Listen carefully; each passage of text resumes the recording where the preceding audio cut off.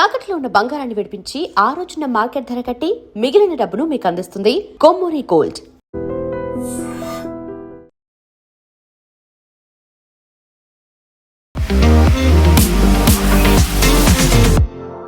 నమస్తే, నేను Kavitha. Welcome to I dream news and నిజాలు. ఎట్టకేలకు ఇరాన్ యుద్ధ విరమణ కోసం 3 కండిషన్లను అమెరికా ముందుంచింది. అందులో స్ట్రెయిట్ ఆఫ్ హర్మూజ్ని ఓపెన్ చేయడంతో పాటుగా అమెరికా తమ నౌకలని దిగ్బంధించింది, దాన్ని తొలగించాలని. ఆ తర్వాత యురేనియం నిల్వలకు సంబంధించి చర్చలు ఇప్పుడే కాదు తర్వాత చేద్దాము అనే మాటని. At the same time Iran విదేశాంగ మంత్రి మాస్కోకు కూడా వెళ్ళారు, పుతిన్తో కూడా చర్చలు జరిపారు. ఆ తర్వాత ఏమైంది అనేటువంటి మాట తెలియదు.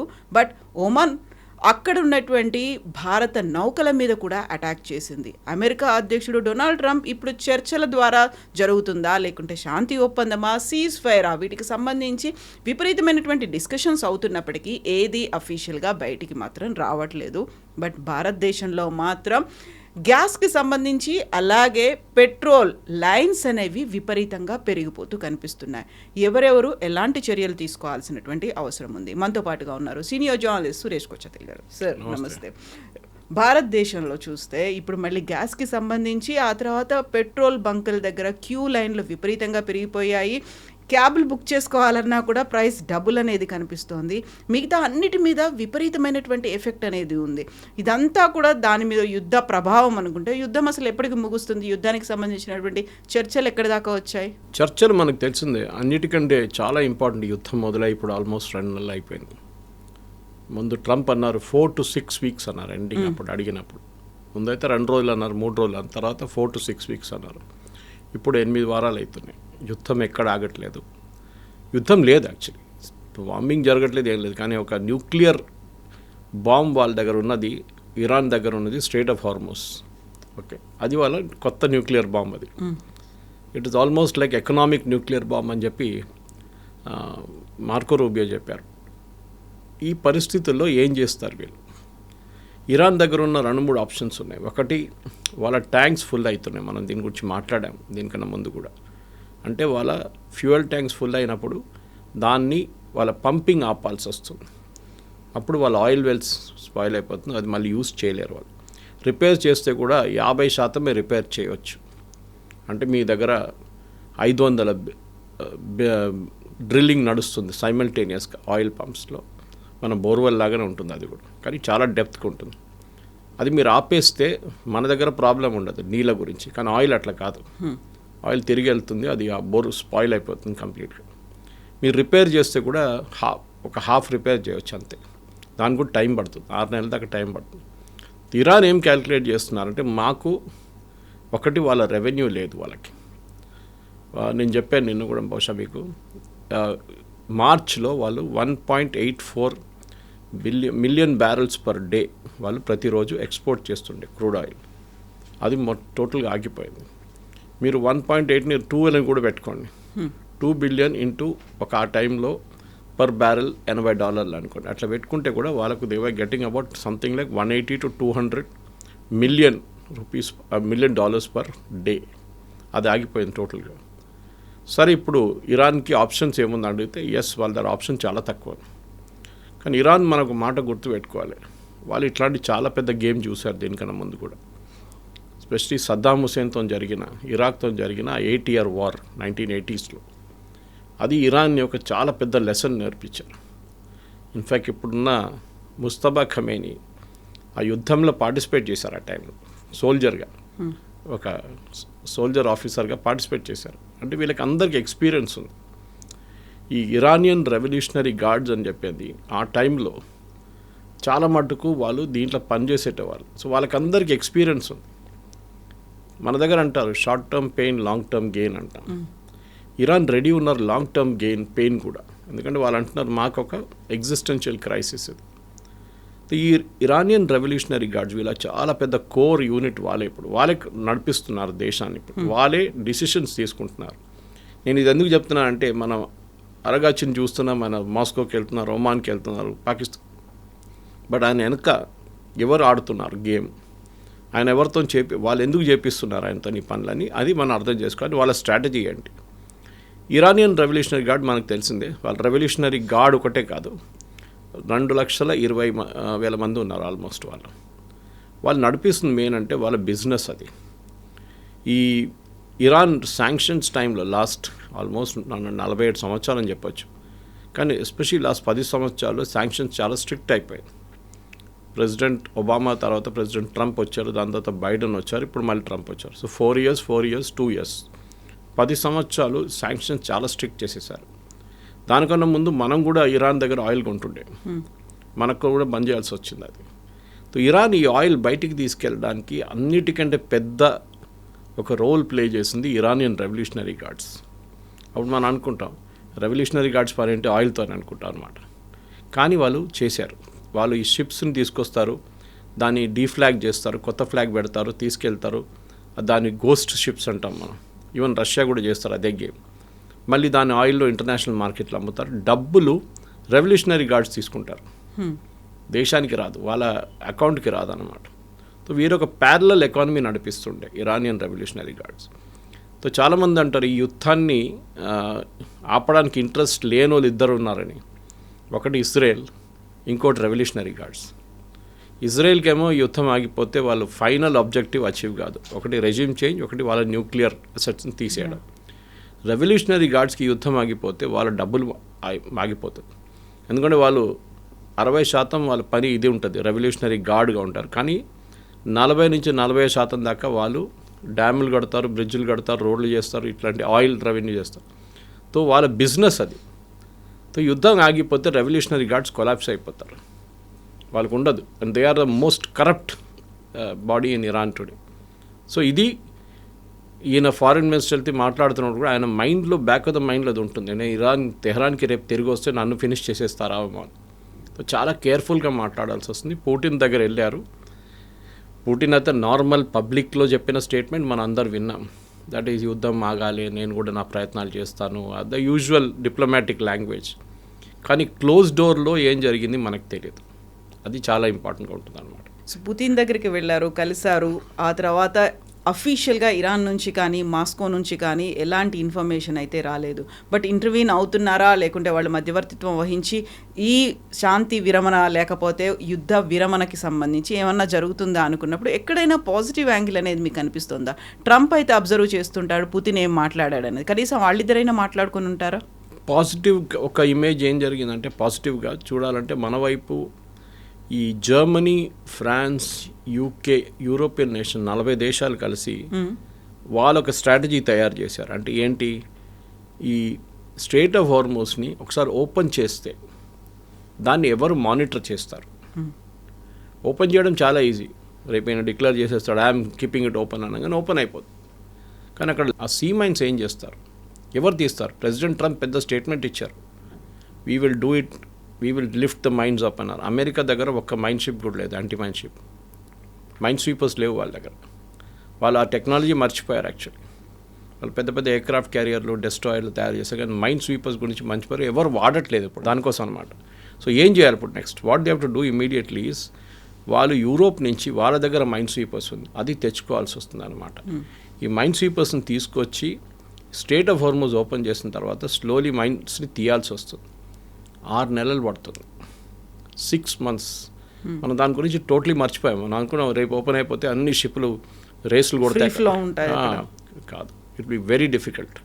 ఈ మైన్స్ ఎక్కడికి ఫ్లోట్ అయ్యో తెలియదు. సో నిన్న జర్మన్ ఛాన్సలర్ ఒక చాలా సీరియస్గా స్టేట్మెంట్ ఇచ్చారు. మనం ఈ యూజువల్ పాలిటిక్స్లో అది మర్చిపోతున్నాం యూరోపియన్స్ గురించి. ఎందుకంటే స్టామర్కి ఆయన ప్రాబ్లం ఆయనకుంది, అక్కడ వాళ్ళ పాలిటిక్స్ చాలా నడుస్తుంది. మ్యాండల్సన్ అపాయింట్మెంట్ మీద స్టామర్ రాజీనామా చేయాలని చెప్పి యూకేలో పెద్ద గొడవ నడుస్తుంది. సో నా నడుమిట్లో అది మర్చిపోతున్నా. కింగ్ చార్ల్స్ ఏమో నిన్న యుఎస్ చేరుకున్నారు. ఆయన్ని ట్రంప్ తిడతారో ఏమో అని డౌట్ ఉండే అందరికీ, ఇప్పటిదాకా తిట్టలేదు ఆయన్ని, బాగానే ఉన్నాడు.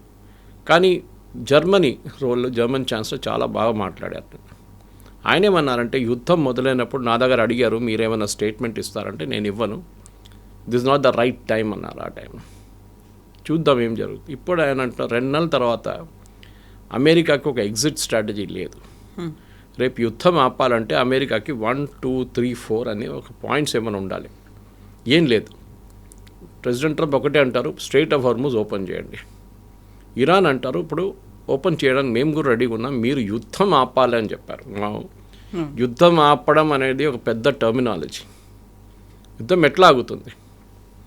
మీరు అంటారు ఇజ్రాయెల్ యుఎస్ మిమ్మల్ని బాంబ్ చేయకూడదు అంటారా? వాళ్ళు అంటారు great, we will not bomb you, me uranium assets మాకు ఇచ్చేసేయండి అంటారు. మళ్ళీ స్టోరీ ఎక్కడి నుంచి తిరుగుతుంది? మరి పిల్లి మెడలో ఎవరు గంట కడతారు? Who bells the cat first. ఇది ప్రాబ్లం. సో ఇది ఎక్కడ మొదలు చేయాలని అమెరికాకు తెలియదు, ఎక్కడ ఎండ్ చేయాలని కూడా అమెరికాకు తెలియదు.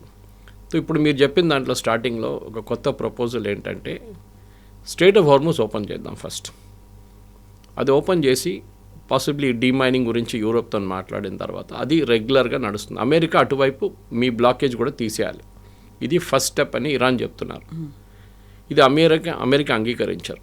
ఎందుకంటే ప్రెసిడెంట్ ట్రంప్కి ఇది ఏం చెప్తారు, ఒక డిఫీట్ లాగా అయిపోతుంది. ఓకే, యుద్ధంలో ఓడిపోయినట్లు ఉంటుంది. ఎందుకంటే నెక్స్ట్ స్టెప్ ఆయన ఏం చెప్తున్నారంటే మీ యురేనియం గురించి వస్తారు.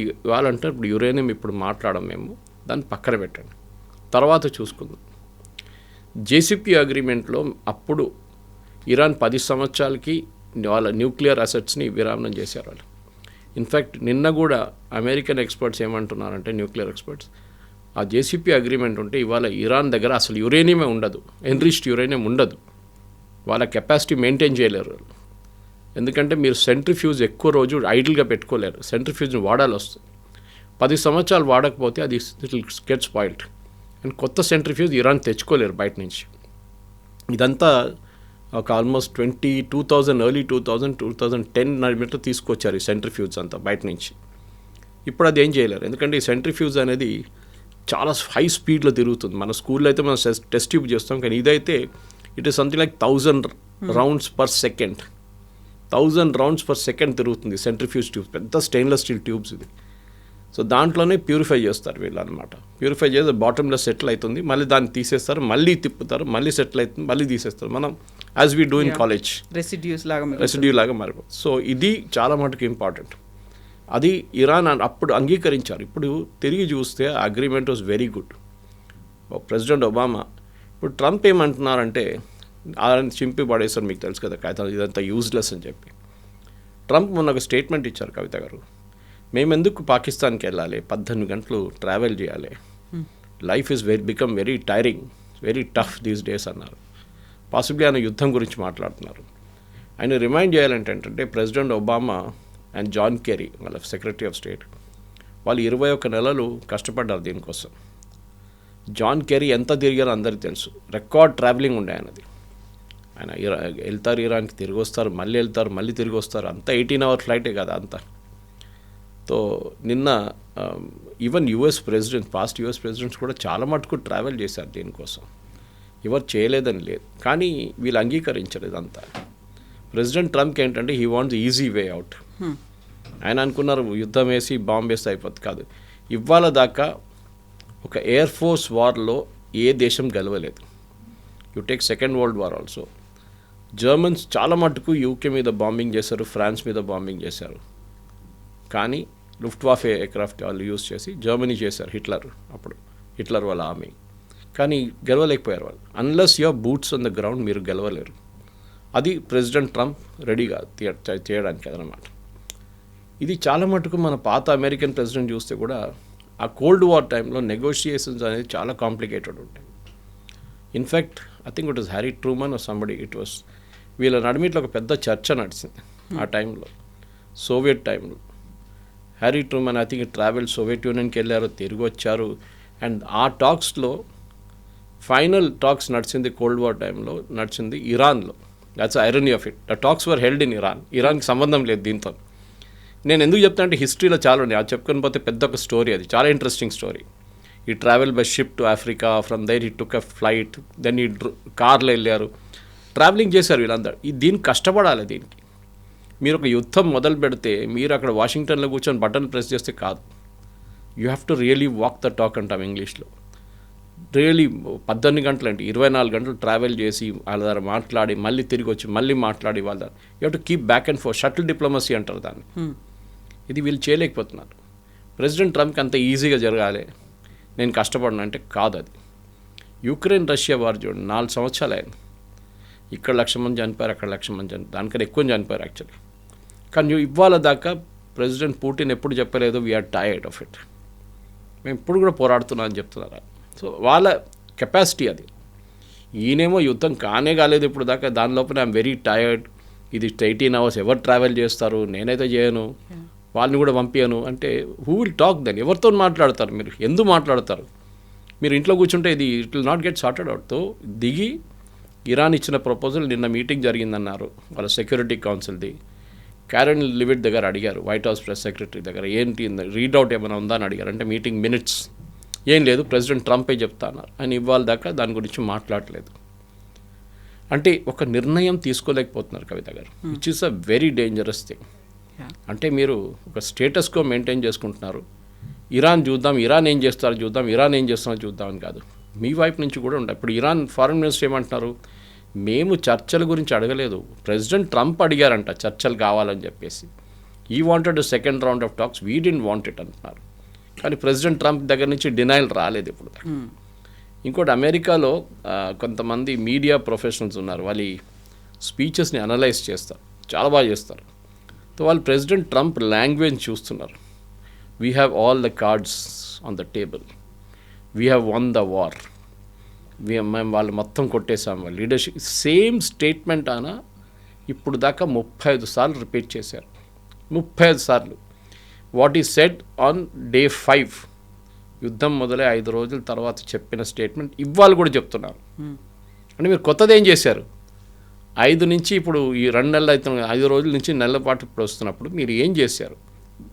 What did you do for 30 + 25 days, 55 days మీరు ఏం చేశారు చెప్పండి? ఏం లేదు. Nothing news happen. ఆ ఫస్ట్ స్టేజ్లో జరిగిన బాంబింగ్ జరిగింది. దాని తర్వాత వీళ్ళ అసెట్స్ మీద కొట్టారు, కొన్ని న్యూక్లియర్ సైట్స్ మీద కొట్టారు, అది అయిపోయింది. దాని అవతల ఏం జరగట్లేదు. ఇప్పుడు ఒక కంప్లీట్ ఫ్రీజ్ అయిపోయినట్లుందన్నమాట. అమెరికానేమో మేము అలసిపోయామని చెప్తోంది, ఇరాన్కేమో ఒక అవసరమైన యుద్ధం ముగించాల్సినటువంటి పరిస్థితులు ఉన్నాయని చెప్తోంది. బట్ ఇజ్రాయెల్ మాత్రం యాక్టివ్గానే ఉందా? కరెక్ట్. వాళ్ళు మీరు లెబనాన్లో చూసుంటారు, సీజ్ ఫైర్ అని చెప్పారు ఫస్ట్ ప్రెసిడెంట్ ట్రంప్. వారం పాటు 10 రోజుల పాటు దాన్ని ఎక్స్టెండ్ చేశారు 2 weeksకి. 2 నెలల్లో 2 వారాలు తెలియదు ఎగ్జాక్ట్లీ నాకు, 2 వారాలు అనుకుంటాను. మళ్ళీ ఇజ్రాయెల్ డైలీ బాంబ్ చేస్తున్నారు, డైలీ. ఇప్పుడు హెజ్బుల్లా ఏమంటున్నారంటే మేము సూసైడ్ అటాక్లు మొదలు పెట్టేస్తాం. వాళ్ళు యాక్చువల్లీ కొన్ని రోజుల నుంచి చేయట్లేదు, కొన్ని రోజులు కాదు కొన్ని సంవత్సరాల నుంచి చేయట్లేదు సూసైడ్ బాంబింగ్. అదే ఇటు మొదలైతే then Israel will go all out. ఎందుకంటే ఇది ఇరాన్ నిన్న కూడా వాళ్ళ స్టేట్మెంట్ ఇచ్చారు, మేము మా రీజనల్ అలైస్ని మేము వాళ్ళ తోడే ఉంటాం, మేము we will not give up అని. అంటే హెజ్బుల్లా, హూతీ, హమాస్ వీళ్ళు ముగ్గురు మాతోనే ఉంటారు, వాళ్ళకి మేమే సహాయం చేస్తామని చెప్పేసి క్లియర్గా చెప్తున్నారు. మన అందరు తెలిసిందే, ఇరాన్ సహాయంతోనే హెజ్బుల్లా ఈ స్టేట్లో ఉన్నారు. ఇవాళ బషర్ అల్ అసాద్ గవర్నమెంట్ ఉన్నప్పుడు కూడా చాలా మట్టుకు ఇరాన్ నుంచే ఆయుధాలు డైరెక్ట్ లెబనాన్కి వెళ్తుండే through Bashar al Assad government. ఆ గవర్నమెంట్ని కింద పడేయడానికి చాలామంది కష్టపడ్డారు. ఒకటి దాంట్లో మెయిన్గా ఇజ్రాయేలే. ఎందుకంటే వాళ్ళకి ఆ గవర్నమెంట్ పోతే వాళ్ళకి ఆ వెపన్ రూట్ ఉంటుంది చూడండి, అది ఆగిపోతుంది. అది ఒక పెద్ద స్టోరీ ఉంది దాంట్లో. మొస్సాడ్ అది మెయిన్ మనిషి ఈ ట్రాన్స్పోర్ట్ చేసే ఒక ఆయన్ని ఒక ట్రైన్లో ట్రావెల్ చేస్తున్నప్పుడు 120 కిలోమీటర్లు మన దగ్గర వందే భారత్ లాంటి ట్రైన్లో ట్రావెల్ చేస్తున్నప్పుడు ఫుల్ స్పీడ్లో వెళ్తున్నప్పుడు ఒక స్నైపర్ కూర్చొని కొట్టారు ఆయన్ని. So that is a big story. It is there on the యూట్యూబ్కి వెళ్తే మీకు వచ్చేస్తుంది. I don't remember the name of the gentleman, but he was killed by a Israeli sniper. So వాళ్ళకి ఇజ్రాయెల్కి ఏంటంటే వీళ్ళు ఆయుధాలు ఆపాలి, మెయిన్గా ఆయుధాలు సప్లై రాకూడదు. అండ్ ఇరాన్ దగ్గర లేదు కూడా ఇప్పుడు ఆయుధాలు. కానీ హెజ్బుల్లా దగ్గర ఉన్న ఆయుధాలని వాళ్ళు డిసామ్ చేయాలి. ఇప్పుడు లెబనాన్ మాట్లాడలేదు చూడండి, లెబనాన్ క్వైట్ అయిపోయారు. నేను చెప్పాను చూడండి, మున్సిపల్ ఎలక్షన్ కూడా ఉండే వాళ్ళ దగ్గర. వాళ్ళు ఎందుకు క్వైట్ అయిపోయారంటే వాళ్ళు దే కెనాట్ హ్యాండిల్ హెజ్బుల్లా, వాళ్ళు చేయలేరు. సో ఇజ్రాయెల్ సెల్ఫిష్ మోటివ్ ఏంటంటే ఇరాన్ని కంప్లీట్గా నాశనం చేసేదాకా మేము ఆగము. యూఎస్ కావాలంటే వెళ్ళిపోవచ్చు, మాకు ప్రాబ్లం లేదు, మమ్మల్ని అడ్డుకోకూడదు అంతే. మా పని మిమ్మల్ని చేయనియండి, మేము మా పని మేము చేసుకుంటాం, మీ వైపు నుంచి మాకు పొలిటికల్గా మమ్మల్ని ఆపకూడదు. That is the main thing. మీకు గుర్తుంటుంది, దానికోసం ఫస్ట్ సీజ్ ఫైర్ వీళ్ళ నడిమిట్లో జరిగింది, యూఎస్ అండ్ ఇరాన్ నడిమిట్లో. స్ట్రేట్ ఆఫ్ హోర్మోజ్ కానీ ఎక్కడైనా కానీ సీజ్ ఫైర్ అన్నారు. అప్పుడే వీళ్ళు అన్నారు అక్కడ కూడా సీజ్ ఫైర్ కావాలంటే కాదని చెప్పారు ట్రంప్, మీకు గుర్తుంటుంది అది. Now that cease fire was done అక్కడ. కానీ ఇజ్రాయెల్ పట్టించుకోవట్లేదు, హెజ్బుల్లా కూడా పట్టించుకోవట్లేదు, సీజ్ ఫైర్ లేదు అక్కడ. సో ఇజ్రాయెల్ వాళ్ళ లాంగ్ టర్మ్ స్ట్రాటజీ అంటే వాళ్ళు కంప్లీట్గా ఫినిష్ చేయడానికి వెళ్తున్నారు అనమాట. బహుశా నిన్న మన ఐరన్ డోమ్ గురించి కూడా మాట్లాడాం. దట్ ఇజ్రాయెల్ ఐరన్ డోమ్ తీసుకొచ్చి యుఏఈలో పెట్టారు. ఆలోచించండి, ఇజ్రాయెల్ ఈ ఇరాన్ ఫైర్ చేస్తున్న మిసైల్స్ని అడ్డుకోవడానికి వాళ్ళ ఐరన్ డోమ్, చాలా ఫేమస్ ఐరన్ డోమ్, అది ఆ ఐరన్ డోమ్ ఇజ్రాయెల్ నుంచి తీసుకొచ్చి మొత్తం టీంని కూర్చోబెట్టారు యుఏఈలో. ఏదైనా అరబ్ రాజ్యం ఎప్పుడైనా ఇజ్రాయెల్ సహాయం తీసుకుంటారా? ఇది కేస్. అంటే ఇప్పుడు సౌదీ అరేబియా ఇవాళ ఏం స్టేట్మెంట్ ఇచ్చారంటే అబ్రహాం అకార్డ్ మేము అంగీకరించాము. ఈ అబ్రహాం అకార్డ్ మెయిన్ మనిషి president Trump son in law Jared Kushner. ఆయన ప్రెసిడెంట్ టర్మ్ ఫస్ట్ టర్మ్లో ప్రెసిడెంట్ ట్రంప్ ఉన్నప్పుడు 2018 టర్మ్లో అప్పుడు జారెడ్ కుష్నర్ చేసిన మెయిన్ ఒక పని ఇది అబ్రహాం అకార్డ్. అంటే ఏంటి Abraham accord? Israel as a nation మీరు అంగీకరించాలి, అంతే. మీరు ఇజ్రాయెల్ ఎగ్జిస్ట్ అని చెప్పి అంగీకరించి సంతకం పెట్టాలి. దాన్ని ఫస్ట్ నేషన్ అరబ్ కంట్రీస్లో చేసింది యుఏఈ. యుఏఈ ఒక ఏం చెప్తారు, ఒక ప్రో అమెరికన్గా మారిపోయారు, ప్రో ఇజ్రాయలీగా మారిపోయారు. పక్కన ఉన్న సౌదీ అరేబియాకి అది పెద్ద ప్రాబ్లం. సౌదీ అరేబియాకి ఇజ్రాయెల్తో అసలు పడదు. And more importantly Saudi Arabia ఇరాన్తో కూడా వాళ్ళకి పడదు. ఒకటి షియా, ఇక్కడ ఒక సున్నీ, నడిమిట్లో UAE. UAE is now becoming a చాలా క్రూషియల్ పాయింట్. ఎందుకంటే ఒకటి వాళ్ళ ఎకానమీ టూరిజం మీద డిపెండెంట్ ఉండే వాళ్ళకి ఇది ఎంత రేపు ఫినిష్ అయిపోతే బాగుంటుందని. కానీ అంత ఈజీ కాదు కవిత గారు. యుద్ధం రేపు ఆగితే కూడా దీని ఆఫ్టర్ ఎఫెక్ట్స్ మినిమం 2 సంవత్సరాల దాకా ఉంటుంది. సో ఆ ఎఫెక్ట్ అనేది ఇప్పుడు మన దగ్గర కూడా కనిపిస్తున్నట్టుంది కదా, లైన్లలో ఉంటున్నారు పెట్రోల్ బంకుల దగ్గర, ఇవన్నీ కనిపిస్తున్నాయంటే నో షార్టేజ్ బోర్డులు పెట్టినప్పటికి కూడా ఒక ప్యానిక్ క్రియేట్ అవుతుందా, లేదు నిజంగానే ఒక క్రైసిస్ అనేది వచ్చిందా? మీరు నిజంగా 2 years అని అంటున్నారు, 2 years అన్ఇమాజినబుల్, అసలు మన వల్ల కాదు అలాంటి పరిస్థితి. ఇప్పటికిప్పుడు 2 నెలలకి ఇలాంటి పరిస్థితి ఉంటే భవిష్యత్ ఏంటి? లేదు, మనకు ప్రాబ్లం లేదు. I'm reading from a government statement, ఇవాళ టైమ్స్ ఆఫ్ ఇండియాలో వచ్చింది. Sujatha Sharma, joint secretary petroleum and natural gas, ఈ ఆంధ్రప్రదేశ్లో కొన్ని చోట్ల జరిగిన ఈ panic buying was cause by panic buying and centre was in touch with this. మా దగ్గర 30 నుంచి 33% డీజిల్ సేల్ సర్టన్ స్టేట్స్లో పెరుగుతుంది అంటున్నారు. అది ప్యానిక్ బయింగ్ ఉండొచ్చు మోస్ట్లీ. ఇంకోటి సమ్మర్ ఇప్పుడు, సో డీజిల్ జనరేటర్స్ చాలా మటుకు యూస్ చేస్తారు ఎక్కడెక్కడ పవర్ ఫెయిలియర్ ఉందో. ఇన్ఫ్యాక్ట్ మొన్న country had the highest amount of electricity consumed అన్నమాట మన దగ్గర. కానీ అప్పుడు కూడా గ్రిడ్ ఫెయిలియర్ లేకుండే చాలా బాగా నడిచింది అనమాట మన. సో ఇది ఉన్నాయి. సో ఇంకోటి ఏంటంటే వీళ్ళ పేమెంట్ సిస్టమ్ మార్చారు. ఆయిల్ కంపెనీస్ ఏమంటున్నారంటే రీటైల్ అవుట్లెట్ దగ్గర మీరు ముందే పేమెంట్ చేయండి, తర్వాత మేము డీజిల్లో పెట్రోల్ సప్లై చేస్తాం మీకు. ముందు అట్లా లేకుండే. ముందు వీళ్ళు సప్లై చేసిన తర్వాత 2 రోజుల్లో వీళ్ళు అమ్మిన పెట్రోల్ డబ్బులు డీజిల్ డబ్బులతో వీళ్ళు డబ్బులు కడుతుండే. ఇప్పుడు ఏమైపోయిందంటే రీటైల్ అవుట్లెట్స్ వాళ్ళ దగ్గర ఉన్న డబ్బులు ముందే కట్టాల్సిందంట. అంటే మీరు ఫర్ ఎగ్జాంపుల్ మీరు ఇన్ని లీటర్స్ తెచ్చుకుంటారు డీజిల్, ఇన్ని లీటర్ పెట్రోల్ తెచ్చుకుంటే maybe 5 lakhs, 10 lakhs, 15 lakhs payment చేస్తారు మీరు. వీళ్ళకి ఈ రొటేషన్ చాలా క్రూషియల్. ఇది మార్జిన్ తక్కువే కదా, సో రొటేషన్ ఉండాలి కాన్స్టెంట్లీ. ఇప్పుడు వీళ్ళేమంటారంటే మాకు 2-3 రోజుల తర్వాత వస్తుంది డీజిల్ పెట్రోల్, అన్నీ రావట్లేదు. మెయిన్గా వీళ్ళు కాన్సన్ట్రేట్ చేస్తున్న సిటీ అవుట్లెట్స్ మీద కాన్సన్ట్రేట్ చేస్తున్నారు. సిటీలో ప్యానిక్ ఉండకూడదు అని చెప్పేసి. మీరు నార్త్ ఇండియాలో ప్యానిక్ లేదు. నిన్న జరిగింది ఆంధ్రప్రదేశ్లోనే. చంద్రబాబు నాయుడు గారు అన్నారు అదేదో వాట్సాప్ మెసేజెస్ పంపించారంటే ఎవరో, దాంతో జరిగిందని. సో ప్యానిక్ బయింగ్ చేయక్కర్లేదు. వీ హ్యావ్ ఇనఫ్ స్టాక్ అని చెప్పి చాలా క్లియర్గా వీళ్ళు చెప్పారనమాట, యూనియన్ పెట్రోలియం మినిస్ట్రీ. అది కాకుండా ఆంధ్రప్రదేశ్లో 400 ఫిల్లింగ్ స్టేషన్ షట్ డౌన్ చేశారు temporary due to severe fuel crisis cause by panic buying అంటున్నారు. The other states have no such problem అని చాలా క్లియర్గా. ఇప్పుడు ఈ పిఎన్జీ స్టాక్ గురించి మాట్లాడుతున్నారు. సో పిఎన్జీ గురించి కూడా చెప్తే సఫిషియెంట్ స్టాక్స్ మా దగ్గర డీజిల్ పెట్రోల్ ఉంది, ఏ సిచ్యువేషన్ మాకు ప్రాబ్లం లేదు అని చెప్తున్నారు. మా స్ట్రాటజిక్ ఆయిల్ రిజర్వ్స్ కూడా ఉంది మన దగ్గర చాలా మటుకు. 63 రోజుల స్టాక్ మన దగ్గర ఉంది. ఈ రోజు నుంచి ఇంకా ఈ రోజు కదా, ఎప్పుడు ఓకే, ఎప్పుడు మన దగ్గర 63 రోజులు ఉంటుంది. ప్రతి దేశం ఇది మెయింటైన్ చేస్తారు. చైనా ఇస్ ద హైయెస్ట్, 240 రోజుల స్టాక్ వాళ్ళ దగ్గర ఉంటుంది. సో అది కాకుండా పిఎన్జీ గురించి చెప్పారు. పిఎన్జీలో కనెక్షన్ తీసుకున్న వాళ్ళు 42,000 మంది పిఎన్జీ కనెక్షన్ తీసుకున్నారు. వాళ్ళ ఎల్పిజీ కనెక్షన్ సరెండర్ చేయాల్సి వస్తుంది. ఇప్పుడు మీ ఇంటికి పిఎన్జీ కనెక్షన్ వస్తే పైప్ న్యాచురల్ గ్యాస్, మీ ఎల్పిజి డియాక్టివేట్ అయిపోతుంది. మీకు ఎల్పిజి తీసుకోలేరు. ఎందుకంటే అది ఇది 2 కావాలంటే కాదు, ఏదో ఒకటి తీసుకోండి అంతే. అండ్ మోస్ట్లీ పిఎన్జీ తీసుకోవాల్సి వస్తుంది. సో స్లోలీ, ఎందుకంటే మన దేశంలో 50% పైప్ న్యాచురల్ గ్యాస్ మన దేశంలోనే ప్రొడ్యూస్ అవుతుంది. సో గవర్నమెంట్ ఈ బయట ఉన్న దాన్ని డిపెండెన్సీ తగ్గించడానికి వాళ్ళు చేసిన. ఇంకోటి గడ్కరీ గారు మనం చెప్పారు, we should do 100% ethanol blending, which is impossible. ఎందుకంటే మన దగ్గర ఇప్పుడున్న ఇంజిన్స్ స్పెషల్లీ కార్ ఇంజిన్స్ చూడండి, అది ఎథనాల్ 20-30% తీసుకోగలదు. 40 కూడా కొంచెం టఫ్ ఉంటుంది. కొత్త ఇంజిన్లు కావాలంటే they can go to 100% ethanol also. కానీ దానికి టైం పడుతుంది. బహుశా ఇంకో 5-10 సంవత్సరాల తర్వాతనే 50-60% బ్లెండింగ్ తీసుకుంటే మన ఇంపోర్ట్ బిల్ అంతా తగ్గిపోతుంది. మన గల్ఫ్ నేషన్స్ మీద డిపెండ్ కాక్కర్లేదు. చేయాల్సింది. It's a good move. Already మన దగ్గర ఎలక్ట్రిక్ కార్స్ మొదలైనవి, చాలా మటుకు ఎలక్ట్రిక్ 2 వీలర్స్ మొదలైనవి.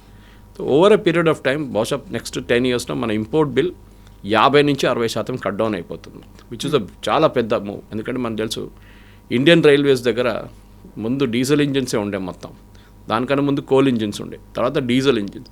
ఇప్పుడు ఇండియన్ రైల్వేస్ మొత్తం ఎలక్ట్రిఫై చేసేసరి కంప్లీట్గా. సో వాళ్ళ సేవింగ్స్ ఆలోచించండి, ఎంత పెద్ద సేవింగ్స్ ఉంది వాళ్ళకి. టెన్షనే లేదు వాళ్ళకి, డీజిల్ లేదంటే ఏం కాదు, మాకు ఎలక్ట్రిసిటీ ఉంది కదా అని చెప్పేసి అది నడిపించుకోండి. So no problem. ఈ ప్యానిక్ బయింగ్ బంద్ చేస్తే బాగుంటుంది. లైన్లు కట్టకండి. పెట్రోల్ డీజిల్ అడిక్వేట్ స్టాక్ ఉంది. ప్రాబ్లమ్ ఈజ్ ఓన్లీ ఈ పేమెంట్ మెకానిజం మార్చారు, దాంతోనే ప్రాబ్లం వచ్చింది. అది కాకుండా సిటీలో ఈ సండే డీజిల్ పెట్రోల్ సప్లై కాలేదు చర్లపల్లి అక్కడ అవుట్లెట్ నుంచి. అది బహుశా అదేదో మిస్కమ్యూనికేషన్ ఉండొచ్చు.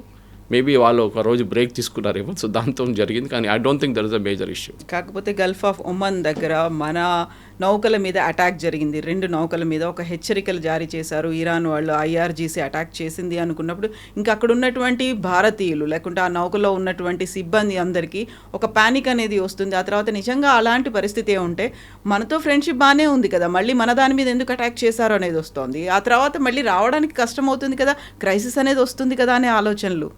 ఇన్ఫ్యాక్ట్ ఆ రోజు జరిగిన అటాక్ తర్వాత ఒక్క అటాక్ కూడా ఇవాళ దాకా జరగలేదు. అది వాళ్ళేమన్నారంటే వాళ్ళ వైపు నుంచి మిస్కమ్యూనికేషన్. అంటే వీళ్ళ దగ్గర లోకల్ కమాండర్స్ ఉంటారు. ఈ లోకల్ కమాండర్స్కి ఇండియా షిప్ ఏది, చైనా షిప్ ఏది అని తెలియదు. They are not maritime experts.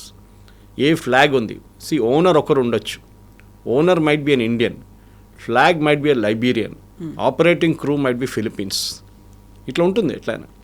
So mix ఉంటుందన్నమాట. సో వీళ్ళకి అదంతా కాంప్లికేషన్స్ తెలియదు. ఇంకోటి ఫ్లాగ్ మార్చేసుకుంటారు, రాత్రికి రాత్రి మార్చుకుంటారు ఫ్లాగ్ వాళ్ళు. ఓకే, వాళ్ళు ఏం చెప్తారు, UK ఫ్లాగ్ ఉంటే దాన్ని దింపి వీళ్ళు ఇండియన్ ఫ్లాగ్ పెడతారు. ఆ రోజు అటాక్ జరిగిన తర్వాత మీకు గుర్తుంటుంది, ప్రెసిడెంట్ ట్రంప్ అన్నారు, ఈ డిడ్ంట్ మెన్షన్ ఇండియన్ షిప్స్. ఆయన ఏమన్నారు, ఒక UK షిప్ ఇంకొక ఫ్రెంచ్ షిప్ని కొట్టారని చెప్పారు.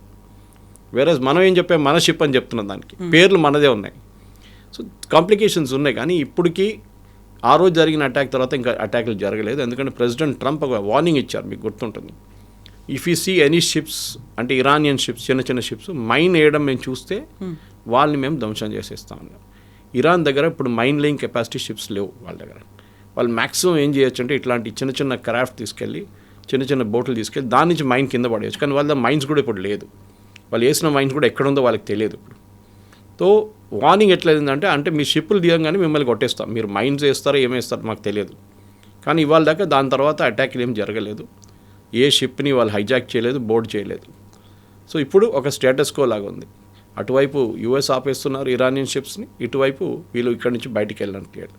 కానీ ఏదో ఒక రోజు నెక్స్ట్ 3 daysలో I think there will be a breakthrough. ఎందుకు ఎక్కువ రోజులు ఇప్పుడు ఆల్రెడీ 110కి వెళ్ళిపోయింది పర్ బ్యారల్ ఆయిల్. ఎక్కడ 70 ఉండే, ఎక్కడ 60 ఉండే, ఇప్పుడు 110 దాకా వచ్చేసారు. సో ఎక్కువ రోజులు. ఇన్ఫ్యాక్ట్ మీరు యూరోప్లో చూడండి కవిత గారు, మన సిచ్యువేషన్ చాలా బెటర్. యూరోప్లో 400 నుంచి 550 ఫ్లైట్లు క్యాన్సిల్ చేశారు నిన్న మొన్న అంతా. ఇవాళ కూడా అదే ఉంటుంది. వాళ్ళ దగ్గర జెట్ ఫ్యూయల్ లేదంటున్నారు. ఆలోచించండి. అట్లీస్ట్ వీఆర్ బెటర్ దాని దాకా. మన దగ్గర ఇక్కడి నుంచి ఫిల్అప్ చేసుకోవచ్చు కావాలంటే, కానీ అక్కడ వెళ్ళినప్పుడు యూరోప్లో లేదు, ఫ్యూయల్ లేదు, ఆస్ట్రేలియాలో లేదు. They are in very bad shape. So అట్లాంటి దేశాలు చూస్తే మనం మేబీ మన కన్జ్యూమరిజం తక్కువ ఉండొచ్చు వాళ్ళగా మన, కానీ we are one of the top 10 consumers లోకంలో. ఇన్ఫ్యాక్ట్ టాప్ 5 చెప్పొచ్చు మనం. చైనా ఉంటుంది, ఇండియా ఉంటుంది, US ఉంటుంది, జపాన్ ఉండొచ్చు, రష్యా. సో అట్లాంటి దేశాల్లో మనం కూడా చాలా కన్జ్యూమ్ చేస్తున్నాం. మన 140 కోట్ల పాపులేషన్ ఉంది మనకి. కానీ మన దగ్గర యాజ్ ఆఫ్ నౌ సిచ్యువేషన్ స్టేబుల్గానే ఉంది. కానీ మీరు చెప్పినట్ల మన సీఫేరర్స్ మీద వారు దాడి చేయడం అనేది అక్కడొక్కటే కాదు. పర్షియన్ గల్ఫ్లో ఆల్మోస్ట్ 5,000 మంది మన సీఫేరర్స్ ఉన్నారు. చాలా షిప్స్ అక్కడ ఆగిపోయినాయి. సో చాలా అర్జెంటుగా ఇమ్మీడియట్గా చేయాల్సిందంటే ఈ ఉన్న షిప్లు అన్నీ బయటకు పంపించేసేయాలి ఫస్ట్. బట్ కింద సీ మైన్స్ అనేవి ఉన్నాయి. Mines only towards Iranian side ఉంది, ఒమాన్ సైడ్ ఉంది, ఇరానియన్ సైడ్ లేదు. ఒమాన్ వైపు వేశారు వాళ్ళు. So the ships can go, చాలా క్లియర్. ప్రాబ్లం అంత పెద్ద ప్రాబ్లం లేదు. అదే టైంలో ప్యారలల్గా యూరోపియన్ యూనియన్ వాళ్ళ షిప్ని తీసుకొచ్చి వాళ్ళు డీమైనింగ్ స్టార్ట్ చేస్తే ప్రాబ్లం. సో ఈ ఇరాన్ ఇచ్చిన ప్రపోజల్ యూఎస్ యాక్సెప్ట్ చేస్తే బాగుంటుంది. ఒక స్టాప్ గ్యాప్ మెజర్గా ఒక 30 రోజులకి ఇది ట్రై చేసి చూడండి ఏం జరుగుతుందని చెప్పి యూఎస్ ఇరాన్ ఒక ఒప్పందానికి వచ్చేస్తే ఫస్ట్ ఆయిల్ ప్రైసెస్ పడిపోతుంది, స్టాక్ మార్కెట్ మళ్ళీ పైకి వెళ్తుంది. అది కాకుండా ఒక రీజనల్ స్టెబిలిటీ వచ్చేస్తుంది. ఎందుకంటే Qatar, Kuwait, Bahrain and even Saudi Arabia వాళ్ళ ప్లాంట్స్ రిపేర్ చేయాలి, వాళ్ళు రిఫైనరీస్ రిపేర్ చేయాలి, దానికున్న సామగ్రి తెచ్చుకోవాలి వాళ్ళు. సో వాళ్ళు యూరోప్లో ఆర్డర్ ఇస్తే కూడా అది రావాలి, వాళ్ళకి ఇంకా నిలబడుతుంది. సో రిపేర్ ఎప్పుడు చేస్తారు దానికోసం చెప్పాను. ఇప్పుడు ఓపెన్ అయితే కూడా నెక్స్ట్ 2-3 సంవత్సరాల దాకా సిచ్యువేషన్ స్టెబిలైజ్ కావాలని టైం తీసుకుంటుంది. ఆయిల్ ప్రైసెస్ అరౌండ్ 18-19 ఉంటుంది, దానికన్నా కిందకి రాదు. అది మెయిన్ పాయింట్. సో కన్విన్స్ అవ్వాలి, కన్వీనియంట్గా ఏముందో అనేది చర్యలు తీసుకోవాలి. Yes, I think the practical move ఇది ఒకటే ఉంది. ఇప్పుడు స్టేట్ ఆఫ్ హార్మూజ్ని ఓపెన్ చేయండి, ఓకే, అది ఇంపార్టెంట్. తర్వాత మాట్లాడుకుందాం. ఇప్పటికీ లెట్ us డూ దిస్ అని ఇరాన్ చెప్తున్నారు. I think it's a sensible suggestion వాళ్ళ వైపు నుంచి కూడా. Yes, sir. Thank you so Thank you much. very much. Thank you.